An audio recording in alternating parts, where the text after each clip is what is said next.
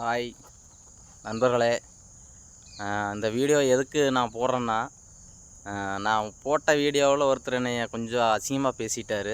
அதனால் நான் அந்த வீடியோவுக்கு அவருக்காக நான் போடுறேன், வேறு யாருக்காக இல்லை. நான் செய்கிற வேலை இது.